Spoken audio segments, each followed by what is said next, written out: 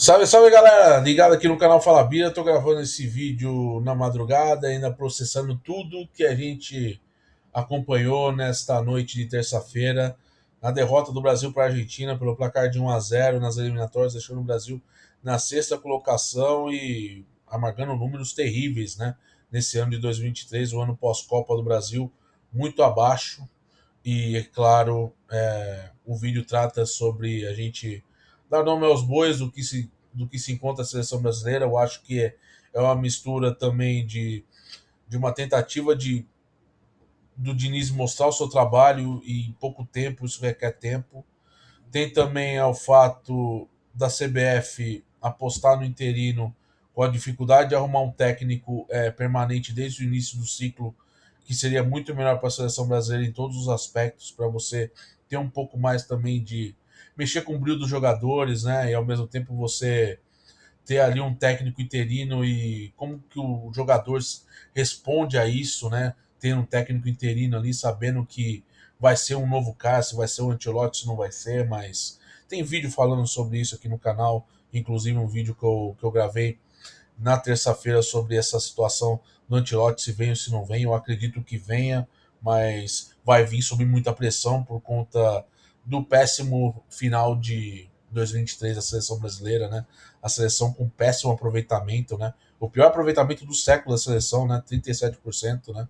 É um time que não conseguiu grandes resultados e a gente sabe muito bem que tudo é uma falha de diagnóstico da CBF por conta dessa questão do técnico, a dificuldade de arrumar um técnico, de acreditar nos técnicos brasileiros com capacidade para tentar fazer com que a seleção volte a ter a competitividade que teve com o Tite. E aí a gente volta a falar que o trabalho do Tite, para mim, não foi um trabalho ruim. A gente tem uma mania muito grande aqui no nosso país que ele só vencer vale a pena. Só vencer, só quem é medalhista olímpico, medalha de ouro, tem importância. É um exemplo de bom trabalho, né? A gente não pode falar nada que o Tite fez um trabalho incrível, não ganhou a Copa do Mundo, claro. É uma tristeza, sim, por conta da expectativa que a gente colocou, né? Mas classificar o trabalho dele como péssimo, não, não. Totalmente injusto. Eu acho que teve erro, sim, né? Teve algumas situações que que é importante a gente debater, né? Sobre tomadas de decisão do Tite, de algumas convicções dele, mas falar que o trabalho é ruim é um exagero. E aí, contra a Argentina, hoje o Brasil perde fora de campo também, né? Porque aquele papelão da briga generalizada é a falência até mesmo da CBF em organizar um grande jogo do quilate do Brasil e Argentina e ter toda aquela briga generalizada e colocar brasileiros e argentinos no mesmo setor misto, sem segurança nenhuma, achando que não ia dar briga. Lembrando que na Libertadores foi um pé de guerra entre Fluminense e Boca Juniors na cidade do Rio de Janeiro e também no próprio estádio. É realmente estarrecedor isso, porque a final da Libertadores foi há poucas semanas e nós agora, depois de algumas semanas, estamos encarando o Brasil e a Argentina no mesmo palco que foi a final da Libertadores e a gente vê essa cena de guerra, né? Que está no mundo inteiro, né? Isso aí já está sendo repercutido no mundo inteiro. O Brasil perde, começou perdendo ali, né? Com esse, com essa turbulência da polícia, despreparo, né? A gente sabe muito bem que tudo que acontece nas arquibancadas é esse reflexo que acontece no mundo, né? É uma coisa muito, muito triste, muito lamentável. E a gente vê ali uma cena de guerra, né? O desespero do pessoal sair dali, e assim, era algo absurdo. E os jogadores da Argentina tentando fazer de tudo ali para ajudar, para tentar apartar. Foram cenas bem, bem fortes, assim. E, assim, correr até o risco do jogo não rolar, né? E, e seria pela segunda vez, né? Porque teve o lance da Anvisa lá. A Anvisa que vetou o jogo Brasil e Argentina lá no. Foi na Neoquímica Arena, se não me engano. Né? E, pessoal, é complicado porque o Brasil teve um primeiro tempo bastante truncado. Na verdade, foi um jogo com poucas chances de gol, né? O Alisson não trabalhou, né? A bola que veio no gol foi gol. Foi o cabeceio, cruzamento do escanteio do Lo Celso, o cabeceio do Otamendi, no momento que o Brasil era melhor. Teve boas oportunidades. Teve a melhor chance do jogo, que foi a jogada do Martinelli. O Gabriel Jesus passa pelo Otamendi e pelo Romero e a bola, a bola espirra no pé dele e sobra pro Martinelli de cara com o Divo Martinez, ele acaba chutando em cima do goleiro.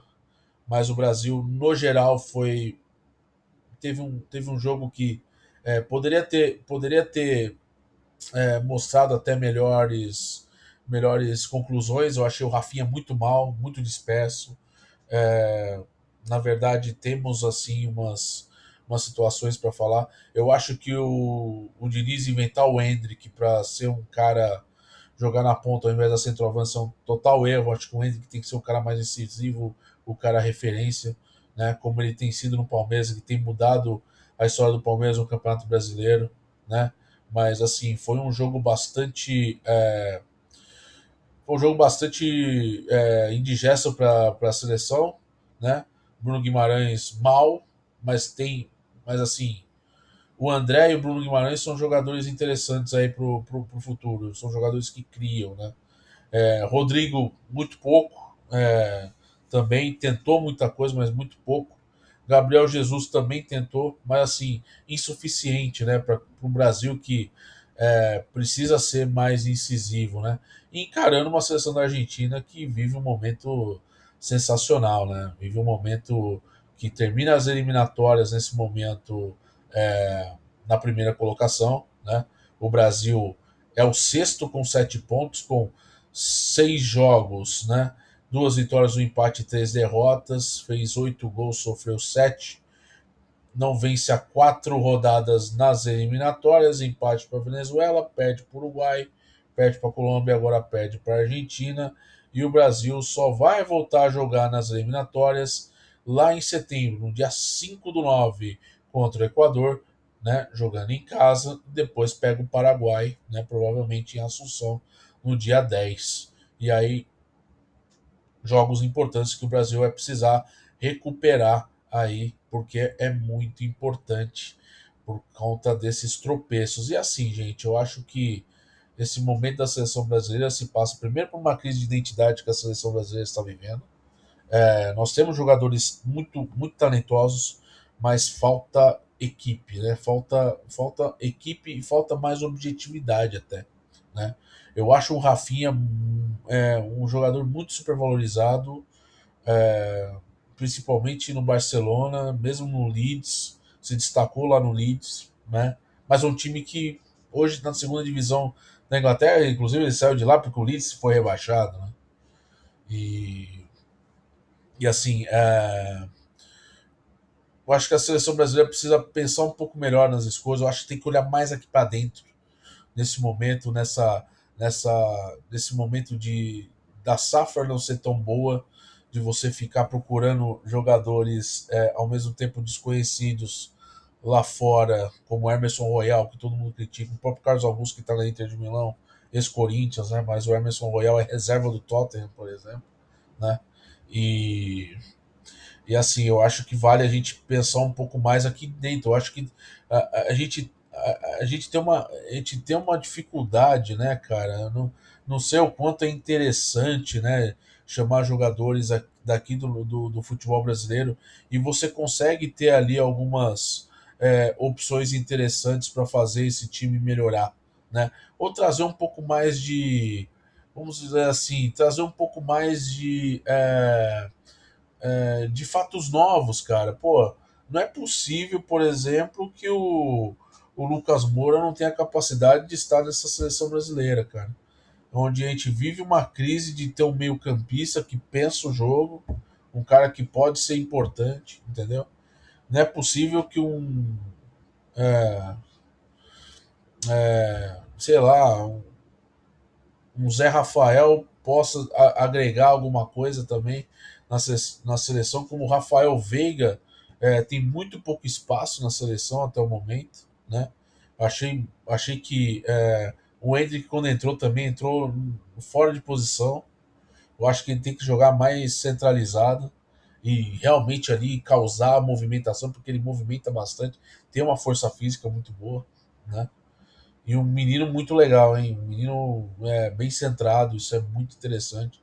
É um menino que parece estar sempre muito focado na carreira. E ele vai para o Real Madrid numa situação que o Vini Júnior e o Rodrigo não foram, né? Ele vai para o Real Madrid já como jogador de seleção brasileira, coisa que não aconteceu com o Vini Júnior nem com o Rodrigo. O Vini Júnior e o Rodrigo só foram para a seleção brasileira quando eles já estavam no Real Madrid. Ele pode até ser pouco usado nesse primeiro momento, né, no Real Madrid, mas com certeza vai ser jogador para estar no mínimo no banco de reservas. Eu acredito que o Endrick não é jogador para ficar jogando no Real Madrid C. Mas, assim, cara, é muito triste tudo muito que rolou no início do jogo. Eu acho que é um papelão, uma vergonha o que aconteceu. E o futebol da seleção muito fraco. Muito fraco. Falta criatividade, falta mais ser mais incisivo, ser mais ousado, ser mais coletivo, movimentar mais, passar a bola. E esses jogadores têm condições para isso, né? Só que a gente fica numa situação em que o Diniz ele pega a seleção brasileira como interino, cara. Como você vai motivar um grupo de jogadores sabendo que tem um técnico interino que não vai estar mais lá? Também pesa isso muito, né, em todo o trabalho, né? E a seleção brasileira inicia o ciclo olímpico sem um técnico fixo, né? Esperando por um técnico europeu, o técnico que é o Carlo Ancelotti, que nunca dirigiu uma seleção na carreira dele, e ele vai ter, para mim, um dos maiores desafios da carreira dele aqui na seleção brasileira, né? Porque nunca dirigiu seleção, só dirigiu clubes e, claro, tem um currículo fantástico, né? Um treinador absurdo no Milan, no Real Madrid, 2 títulos europeus no Real Madrid, e assim, era um cara que era um cara que vamos lá, eu tava até dando uma olhada no Carlo Ancelotti aqui. Pô, é bizarro, cara. O Carlo Ancelotti, entre 19 e 21, ele era técnico do Everton, cara. Do Everton. Do Everton, com todo respeito ao Everton, mas não é Big Six da Inglaterra, né? E ele voltou a se reinventar, né? E assim, eu vejo, se o Ancelotti vier para a seleção brasileira, a seleção vai ter o quê? Uma melhora defensiva e a forma muito semelhante do Tite, tá? Porque o Tite pauta muito o seu plano de trabalho com as ideias do futebol italiano, principalmente do Ancelotti, dos principais técnicos italianos, né? E, e assim, é algo que a gente tem que colocar na mesa para debater, porque o Brasil, o Brasil vem com uma situação bastante constrangedora, né? Vamos lá, pela primeira vez que perde 3 partidas seguidas nas eliminatórias, isso nunca aconteceu, né? Ficar 4 jogos seguidos nas eliminatórias sem vencer, algo inédito. Pela primeira vez perde em casa nas eliminatórias, e justamente com a Argentina, que a Argentina que havia vencido a Copa América no Brasil, né? E vence novamente no Maracanã pelo mesmo placar de 1-0, inclusive. Não perdia 3 partidas seguidas entre jogos de eliminatória, jogos oficiais amistosos desde 2021. E assim, levou mais gols que em toda a eliminatória passada, né? Na eliminatória passada, com o Tite, o Brasil sofreu 5 gols. Nessa eliminatória, o Brasil já sofreu 7. E sem falar que sofreu mais gols, né? 14 gols do que 2020, 2021, 2022 somados, né? Sofreu mais gols do que 2020, 2021, 2022 somados. É um problema, né? Mas muito por conta desse rompimento, né? A gente sabia disso, né? O Tite sai. É difícil você buscar um técnico que o Tite fez na seleção, por mais que o Tite não tenha conseguido o grande objetivo, que era o título mundial de Copa do Mundo. Mas o trabalho do Tite foi um trabalho bom, né? Foi um trabalho que o Brasil voltou a ser uma seleção muito competitiva. Isso é fato, né? E, e criticar o Tite porque foi mal só por falar do título mundial é a nossa cultura falida de esporte. A gente só acompanha esporte quando ganha, Ou é só tá tudo bem quando ganha, quando é campeão, quando é medalha de ouro, medalha de prata e de bronze não presta, ser vice não presta, teu trabalho é uma merda. Então, assim, é muito numa cultura em que só vencer classifica-se como bom. E, assim, a gente tem que pensar também que o trabalho como um todo, na gestão, na, em tudo que foi feito, entendeu? Então, assim, eu acho que o Brasil, ele, com o Diniz, ele perde tudo que foi construído com o Tite. Não existe. Não existe uma não existe uma continuidade, é um rompimento, porque o Diniz é um cara totalmente diferente do Tite. É um cara mais autoral, que preza o toque de bola, o toque de bola excessivo, de tentar ser incisivo. É uma ideia de jogo bem diferente, não é tão pautado defensivamente como é o Tite, né? E sem falar que a seleção brasileira nos últimos anos, tirando o Parreira 2006, só passou técnicos gaúchos, né? Nós tivemos Dunga, Mano Menezes, Dunga de novo, Tite. E assim, é um negócio que é mais pautado pro lado pragmático do jogo, né? E assim, a seleção brasileira encerra 2023, perdão, com mais derrotas do que vitórias pela primeira vez desde 63, um ano depois do bicampeonato mundial no Chile, na Copa do Mundo do Chile. É, Agora, nesse momento, em 2023, foram 9 jogos com 3 vitórias. Né? O Brasil ganhou da Guiné, ganhou da Bolívia e ganhou do Peru, os dois piores times das eliminatórias até o momento.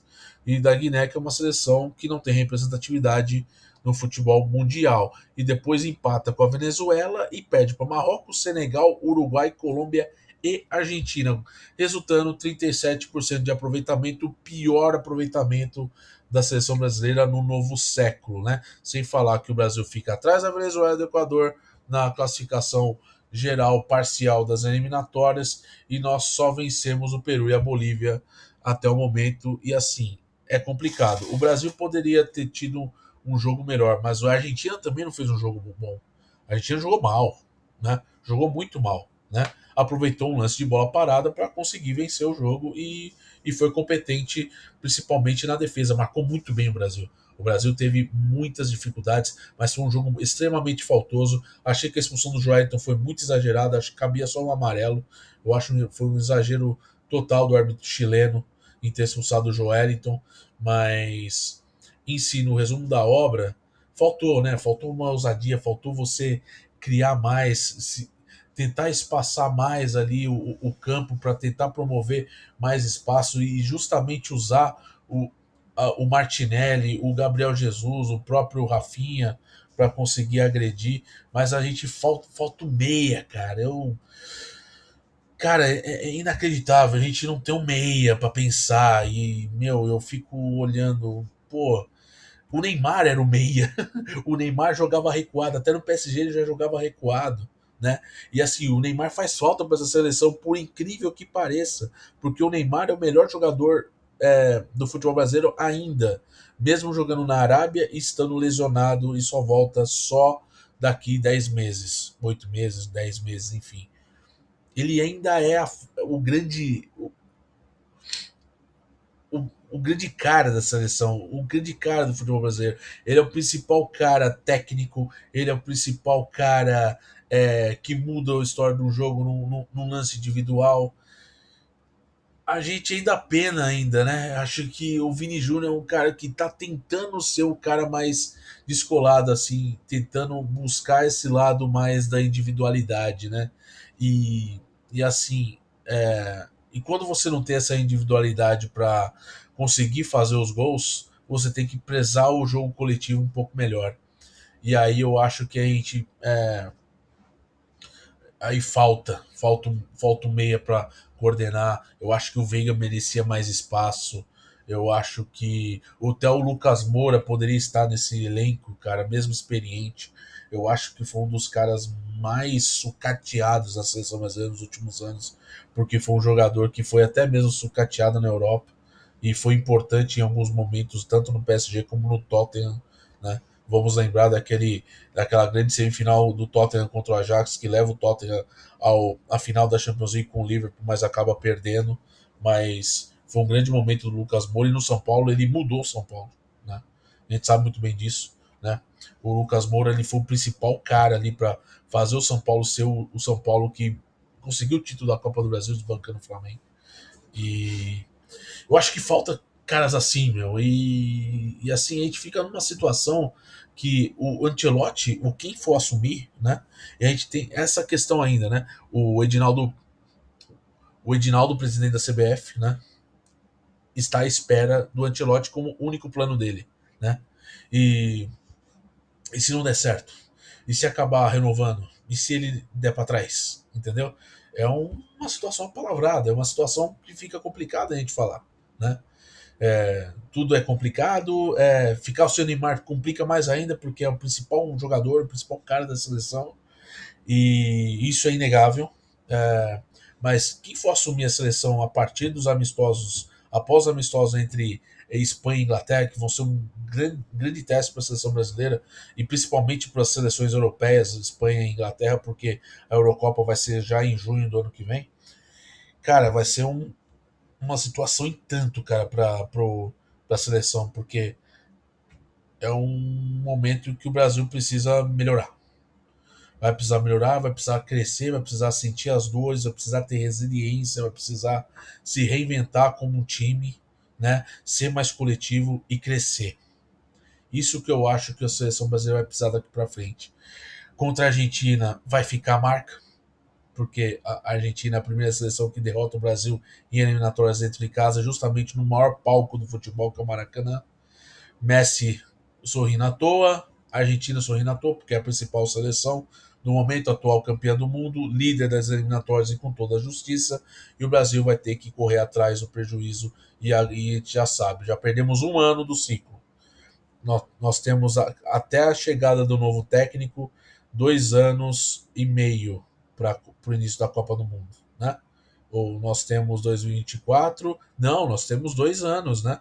Nós temos 2 anos até a próxima Copa. Então o tempo é mais curto para um novo técnico definir um esquema de jogo para a seleção, ter um trabalho minimamente com planejamento e com as coisas que precisam ser feitas. Saber selecionar os jogadores, ao mesmo tempo criar um padrão de jogo e de identidade para o Brasil. Então é uma situação que já inicia com esse problema, né? De você ter um interino, motivar os jogadores com um técnico interino e depois ver quem vai assumir, se vai ser o Ancelotti ou não, eu acredito que seja, mas vai ser um trabalho dificílimo, porque ele vai assumir numa Copa América, tendo as eliminatórias pela frente e ao mesmo tempo preparar a seleção brasileira para a disputa da Copa do Mundo. Então é 2 anos, cara, é muito pouco tempo, joga muito pouco, vai ser um desafio árduo. É um desabafo, é uma situação complicada. Hoje o Brasil sofreu uma das maiores vergonhas, principalmente da gestão, principalmente do jogo e principalmente o que rolou antes, aquele quebra-pau totalmente ridículo que já está em manchetes em todos os lugares do mundo.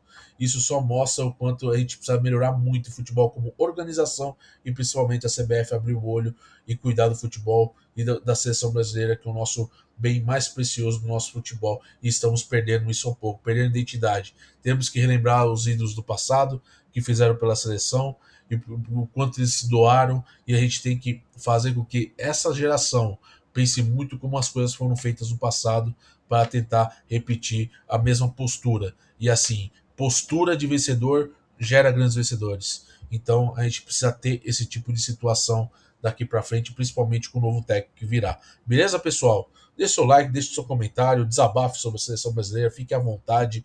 É um vídeo que eu estou gravando aqui de madrugada para trocar uma ideia com vocês, falando aqui sobre esse diversos assuntos da seleção brasileira, mas tudo ocupado. O Diniz tem culpa, sim, por algumas teimosias, por conta de tentar colocar o jogo dele numa situação rápida e com pouco tempo de treino. Tem a situação da CBF de gerir tudo isso, né? Optando por um técnico interino e apostando num super trunfo, né? Num cara que vai tentar mudar a seleção num curto espaço de tempo, vai ter 2 anos para fazer isso. Então, assim, o presidente da CBF também tem grandes parcelas de culpa, né? A gente sabe muito bem, né? Então, vamos ficar de olho aí no trabalho do senhor Edinaldo Rodrigues daqui para frente, porque a seleção brasileira Fica aí no período de recesso, volta em março, tem jogos contra a Espanha e Inglaterra e ficaremos de olho aqui no canal, beleza? Te vejo no próximo vídeo, tamo junto, até a próxima e tchau, tchau.